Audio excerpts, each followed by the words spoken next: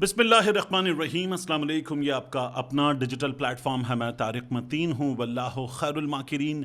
अल्लाह सबसे बेहतर तदबीर फरमाने वाला है। वही बचाएगा मेरे देश को बलाओं से, जो बारिश में शजर से घोंसला गिरने नहीं देता, क्योंकि उसकी तदबीर तमाम तदाबीर की इमाम है। साकिब चद्दड़ साहब अब तकरीबन रो पड़े हैं। क्या किया है साकिब चद्दड़ ने? अब रोते हुए एमपीए साकिब चद्दड़ का ये नया कारनामा मैं आपके सामने रखूंगा। इसके अलावा पाकिस्तान तहरीके इंसाफ के एक एमपीए सलमान शाहिद, उनका एक कारनामा वायरल हो गया है। बहुत ही अजीबोगरीब वाहियात कारनामा है उनका, और उस पर फिर उन्होंने एक अदद राब्ता भी कर लिया है कानून नाफिज करने वाले इदारे से। इसकी भी बात करेंगे, और इसके साथ साथ बात करेंगे जो कुछ आज़ाद कश्मीर में हो रहा है, उसकी तफसील के साथ बात करना बहुत ज़रूरी है। लेकिन सबसे पहले आपसे दरख्वास्त, तारिक मतीन 2.0 उसको सब्सक्राइब कीजिए। हमने आपको कराची में पानी का मसला और जो सूरत हाल है, जो मुमकिन हल है, इसके बारे में बताया था। अब कराची में जो स्ट्रीट क्राइम की सूरत हाल है, ये क्यों बढ़ता चला जा रहा है, क्यों काबू में नहीं आ रहा, और क्रिमिनल्स और पुलिस का जो गठजोड़ है जिसके नतीजे में कराची का थाना बिक जाता है, ये तमाम तर तफसीलात हम आपको बताएंगे। बहुत डिटेल्ड, बड़ी मेहनत से बनाई गई ये वीडियोस हैं। आज रात 8 बजे हम तारिक मतीन 2.0 पर इसे पोस्ट करने जा रहे हैं, तो तारिक मतीन 2.0 को भी ज़रूर सब्सक्राइब कीजिए। सबसे पहले मैं आपके सामने रखना चाहूँगा, मामला है हमारे सामने पाकिस्तान तहरीके इंसाफ के एमपीए सलमान शाहिद का। सलमान शाहिद साहब जो हैं, इनकी कुछ तस्वीर सोशल मीडिया पर आईं। उन तस्वीर में जाहिर है कि सलमान शाहिद साहब नज़र आ रहे थे, कुछ नाजेबा हालत थी उसमें नज़र आ रहे थे, और मुझे लगा कि ये जिस तरह आजकल बड़ी आसानी के साथ एआई चीज़ें बच जाती हैं, ये उसी तरह की एक चीज़ है। और कुछ ऐसे अकाउंट्स सोशल मीडिया पर जो बेनामी अकाउंट्स हैं, यानी उनमें किसी की तस्वीर नहीं है, किसी का नाम नहीं है, और अजीबो गरीब उनके नाम होते हैं, यानी स्पाइनलेस किसी का नाम है, ब्रेनलेस किसी का नाम है। ये मिसालें दे रहा हूँ मैं आपको। इस तरह के अकाउंट्स होते हैं, और ऐसे अकाउंट्स को लोग जानते बूझते चीज़ें पकड़ाते हैं जब किसी के ख़िलाफ़ कुछ करना हो कि कर दो वायरल। तो इस तरह के अकाउंट्स से उनकी तस्वीरें आई थी पहले। अब उनकी मुकम्मल तौर पर वीडियो आ गई है। वीडियो, अब ये कोई घर है, लग नहीं रहा कि घर है, कोई होटल है, कोई लेविश सी जगह है, थोड़ा सा मैस है उस जगह पर, चीज़ें बिखरी हुई हैं।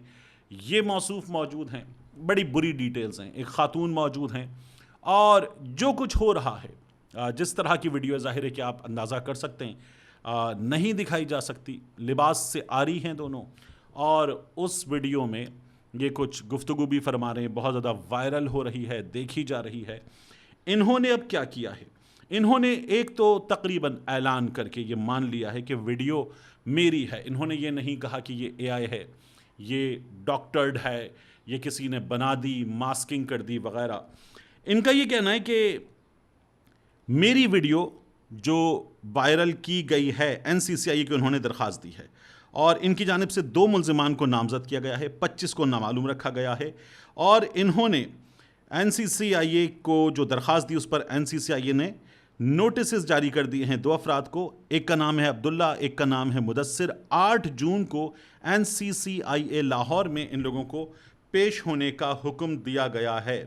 हमारे सीनियर सहाफ़ी दोस्त हैं मोहम्मद उमैर, उन्होंने इनकी तफसीलात और इनकी जो दरख्वास्तें वगैरह हैं वो सामने लाकर रखी हैं, और इन दरख्वास्तों पर 2 नोटिस, इनकी दरख्वास्त, ये तमाम चीज़ें मौजूद हैं।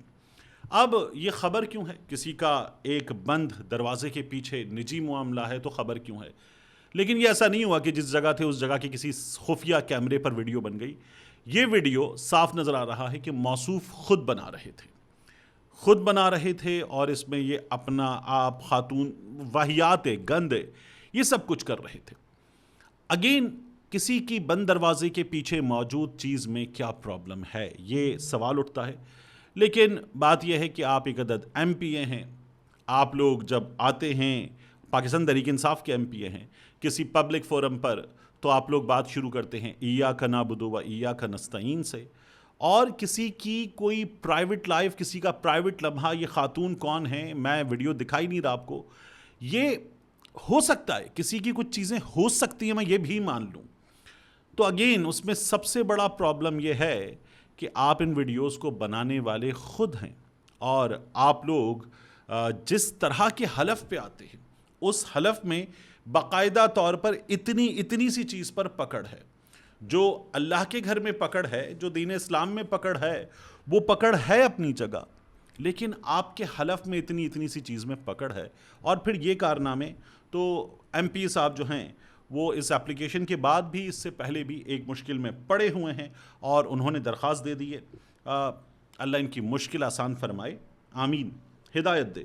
اس سے پہلے بھی پولیٹیشنز کی، مختلف پولیٹیشنز کی، بعض تو بزرگ پولیٹیشنز، ان کی بھی ویڈیوز وائرل ہوئی ہیں. دوسرا ثاقب چدھڑ صاحب، M P A Saqib Chadhar P M L N کے، انہوں نے کیا کیا؟ ثاقب چدھڑ صاحب نے ایک عدد درخواست دی ہے این سی سی آئی اے کو، اور اب اس درخواست کے بعد انہوں نے تفصیلات دی ہیں کہ انہوں نے مومنہ اقبال صاحبہ پر کیا خرچ کیا، کیسے خرچ کیا.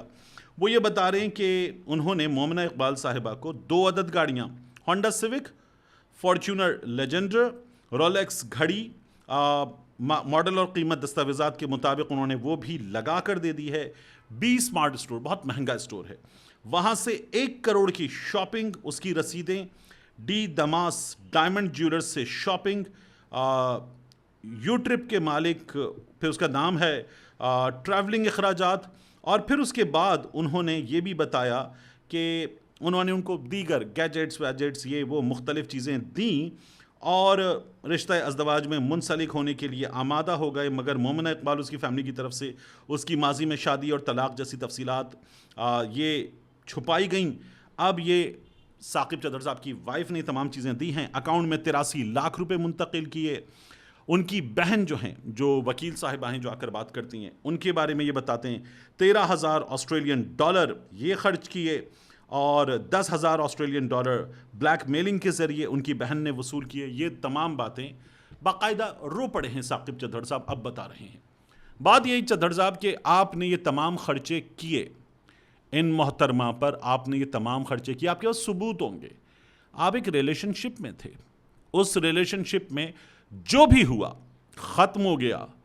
اب جب اس سے نکل رہے ہیں نا، تو گریس کے ساتھ، عزت کے ساتھ نکلتے ہیں، کیونکہ آپ ان خاتون کو اپنی عزت بنانے جا رہے تھے، آپ ان کو اپنا نام دینے جا رہے تھے، ان کو اپنی اہلیہ بنانے جا رہے تھے.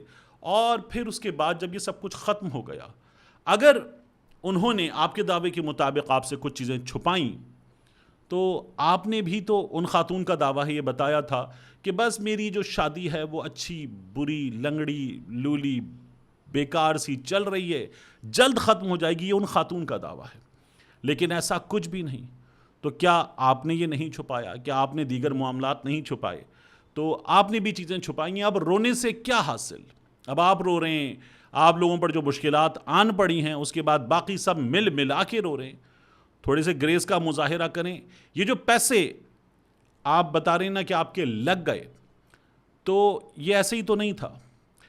ان پیسوں کا خرچ ہونا کب ہوا؟ جب آپ ایک عدد ریلیشن شپ میں تھے.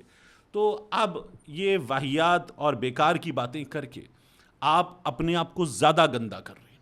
وہ خاتون جو ہیں ان کو کوئی بہت خاص فرق میری رائے میں نہیں پڑے گا. اصل میں گندا آپ اپنے آپ کو کر رہے ہیں. مزید کرتے رہیے، بتاتے رہیے. دیکھیے سوشل میڈیا پر ایک عام آدمی کیا کہہ رہا ہے، آپ کے بارے میں کیا کہہ رہا ہے. انہوں نے دوسری شادی کر لی، وہ ان کے بھائی، وہ آپ کو انگشت وسطیٰ، انگشت سے کہتے ہیں، وسطیٰ درمیان والی کو کہتے ہیں، وہ آپ کو تصویر میں بیٹھ کے اپنی شادی کی انگشت وسطیٰ سب مل کے دکھا رہے ہیں، دیکھیے.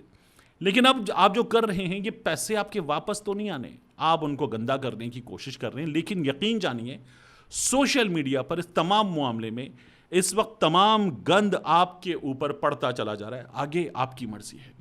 اس کے بعد آزاد کشمیر کا معاملہ. آزاد کشمیر میں جو عمر نذیر کشمیری ہیں وہ نامعلوم مقام پر ہیں، اور جو شاہ زیب صاحب جان سے گئے، ان کے جان سے جانے کے بعد ہم نے دیکھا ہے کہ جگہ جگہ ریلیاں، بڑی ریلیاں، بھرپور ریلیاں ہو رہی ہیں. اور 9 جون سے پہلے ہی حکومت نے ان حالات میں جو حکمت عملی اختیار کی ہے، مرکز میں موجود حکومت نے بھی اور آزاد کشمیر میں موجود حکومت نے بھی، اس سے لگ رہا ہے کہ وہ ماحول جو جوائنٹ ایکشن کمیٹی، عوامی کمیٹی یہ بنانے جا رہی تھی 9 جون کو، وہ اس سے پہلے حکومت نے بنا دیا ہے. اور یہ ظاہر ہے کہ جس طرح سے طاقت کا استعمال کیا گیا ہے اس کے نتیجے میں صورتحال اچھی تو نہیں ہوگی کبھی بھی۔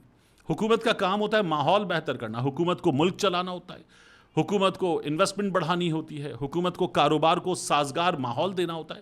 تو حکومت کوشش کرتی ہے کسی بھی صورت میں حالات کسی بھی طرح سے خراب نہ ہوں، لیکن یہاں حکومت ایسا لگتا ہے کہ اس بات پر آمادہ ہے کہ ہڑتال ہو، احتجاج ہو، شٹر ڈاؤن ہو، معیشت کا پہیہ رک جائے، کچھ اس طرح کی آمادگی نظر آ رہی ہے۔ میں نے آپ سے پہلے بھی کہا تھا، میں دوبارہ کہہ دیتا ہوں آپ سے، یہ جو ہے نا کہ آزاد کشمیر کی یہ جو سیٹیں ہیں، مہاجرین کی سیٹیں، یہ حق ہیں، یہ وہاں سے آئے تھے، تب آئے تھے، اتنے جان سے گئے تھے، اتنے مظالم ہوئے تھے، تو یہ تمام مظالم بھارت سے آنے والوں کے ساتھ جو پاکستان آئے ہوئے، اب وہ اڑ جائیں کہ جناب ہمیں بھارت میں سیٹیں دو، یہاں پاکستان سے بھارت میں سیٹیں دو۔